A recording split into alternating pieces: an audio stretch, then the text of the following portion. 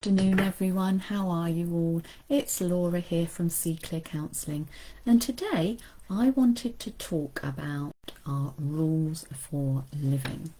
Now, we all have certain rules that we live by in life, and some of those rules are really helpful to us, and they keep us to our values in life and our morals in life.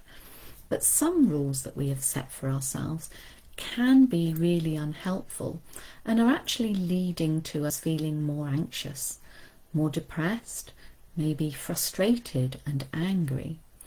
And quite often these are because they are rules that we learnt through life, that we probably didn't make for ourselves, but we learnt through other people in our lives, parents, teachers, grandparents, peers around us, maybe from the environment that we were in, or maybe from society itself and those societal rules.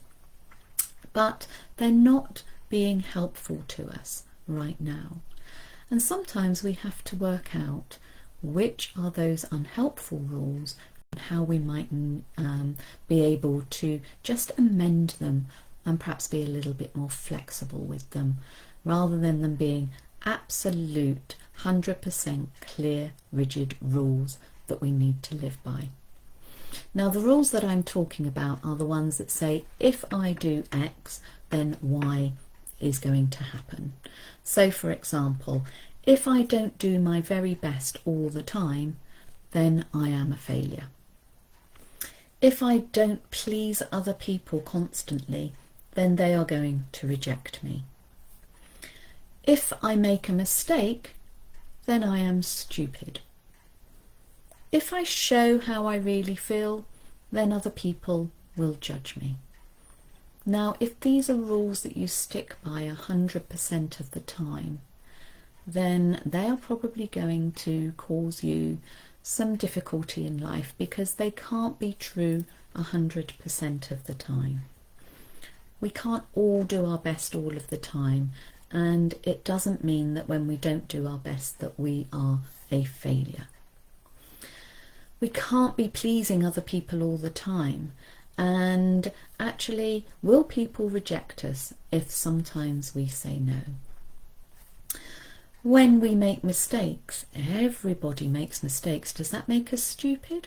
No, it might mean that we've done a stupid thing, but it doesn't mean that we are essentially stupid.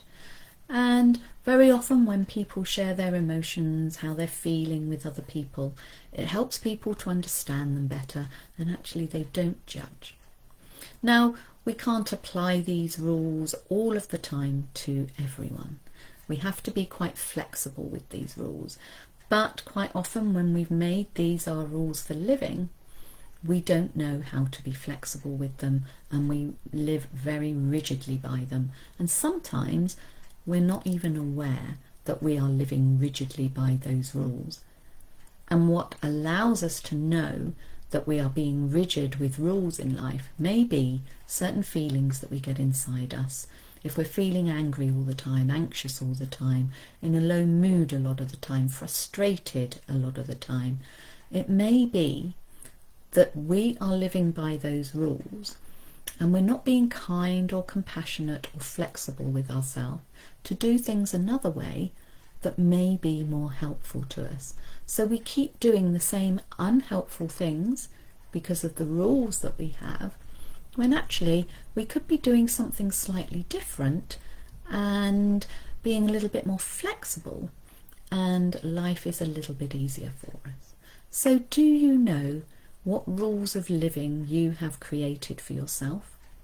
Do you know, or have you experienced, when you're sticking to those rules, that they're making you feel uncomfortable? Are you aware of those rules that make you feel uncomfortable? So maybe take a step back and think about, do I do things all the time to stop me feeling uncomfortable? And that may often be that there's a certain rule that you're living by to keep things feeling comfortable for you. But actually they're causing life to be a little bit more difficult for you.